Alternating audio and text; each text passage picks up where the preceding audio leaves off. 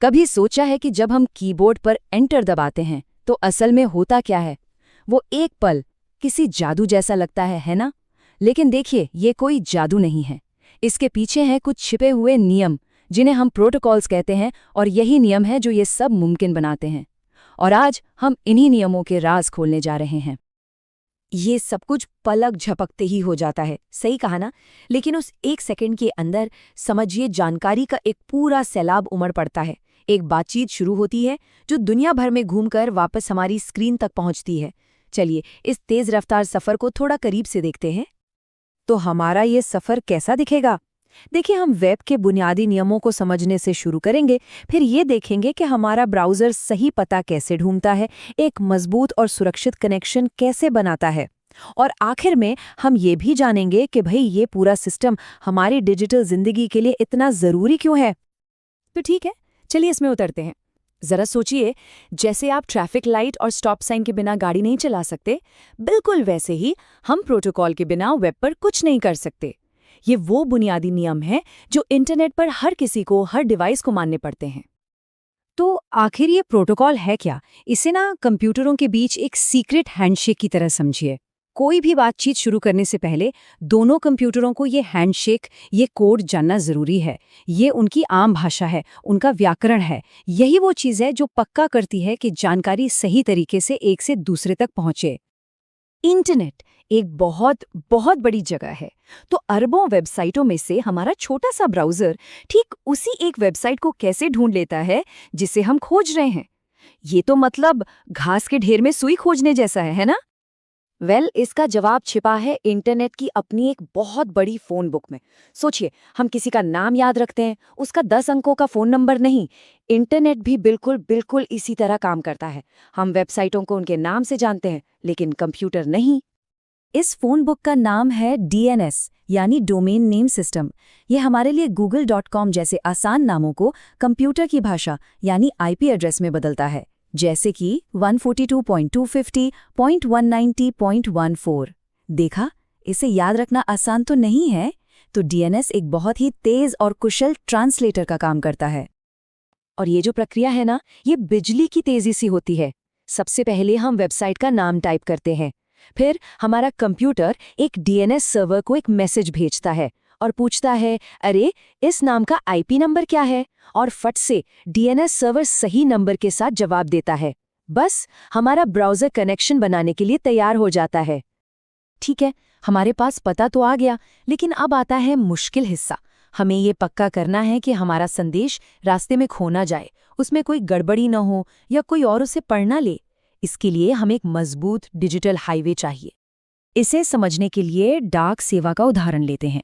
हम एक चिट्ठी भेजकर उम्मीद कर सकते हैं कि वो पहुंच जाएगी, या फिर हम सर्टिफाइड मेल भेजकर ये पक्का कर सकते हैं कि वो पहुंचेगी ही।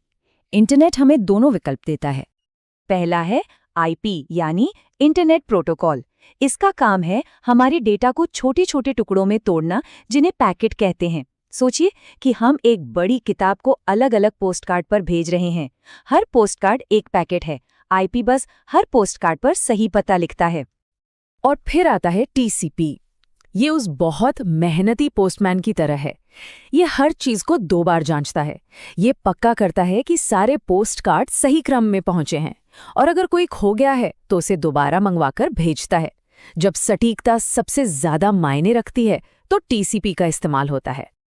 तो पता मिल गया, एक भरोसेमंद कनेक्शन भी बन गया।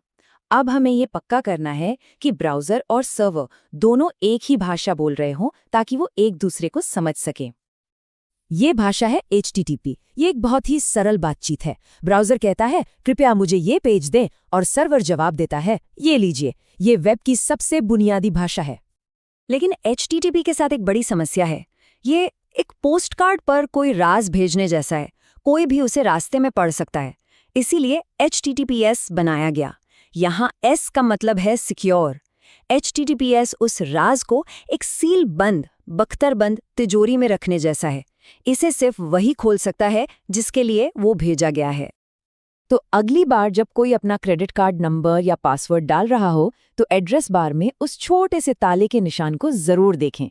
ये हमारी सुरक्षा का संकेत है। ये हमें बताता है कि हमारी जानकारी उस बख्तर बंद तिजोरी के अंदर सुरक्षित है। लेकिन इंटरनेट सिर्फ वेबसाइट ब्राउज करने के लिए तो नहीं है, है ना? हम ईमेल भेजते हैं, फिल्में स्ट्रीम करते हैं, ऑनलाइन गेम खेलते हैं। और बिल्कुल सही अंदाजा लगाया, इन सभी कामों के लिए भी अपने खास प्रोटोकॉल होते हैं। देखिए, ईमेल के लिए SMTP भेजने का काम करता है और ईमेल पाने के लिए हमारे पास POP3 और IMAP हैं। अगर कोई सिर्फ एक कंप्यूटर पर ईमेल देखता है तो POP3 ठीक है, लेकिन अगर हम चाहते हैं कि हमारा ईमेल हमारे फ़ोन, लैपटॉप और टैबलेट पर सिंक हो तो हमें IMAP चाहिए। आज हम में से ज़्यादातर लोग यही इस्तेमाल करते हैं। ये सब एक लेनदेन पर निर्भर करता है। हमें अपना डेटा एकदम सही चाहिए या हमें वो तेज चाहिए? एक वेब पेज के लिए हमें सटीकता चाहिए, हर एक शब्द सही होना चाहिए। लेकिन एक लाइव वीडियो स्ट्रीम के लिए वहां गति ही सब कुछ है, भले ही रास्ते में कुछ पिक्सल छूट जाएं। तब UDP का इस्तेमाल होता है। तो हमने ये पूरा सफ़र देखा, लेकिन ये सब मायने क्यों रखता है? ये नियम सिर्फ तकनीकी बातें नहीं हैं।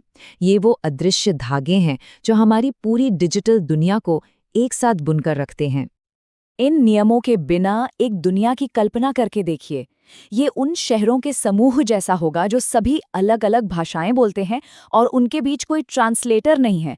मतलब पूरी तरह से अराजकता। यही मानकीकरण है जो एक एप्पल फ़ोन को एक गूगल सर्वर से बात करने देता है। यही वो चीज़ है जो इंटरनेट को काम करने लायक बनाती है। इन नियमों ने उस वेब को बनाया जिसे हम आज जानते और इस्तेमाल करते हैं। लेकिन जैसे जैसे हम AI, मेटावर्स और ना जाने किस किस नई तकनीक के भविष्य की ओर बढ़ रहे हैं, ये सोचना हमारे ऊपर है कि वो कौन से नए नियम होंगे जो इंटरनेट की अगली पीढ़ी को आकार देंगे। ये एक सवाल है जिस पर हम सबको सोचना चाहिए।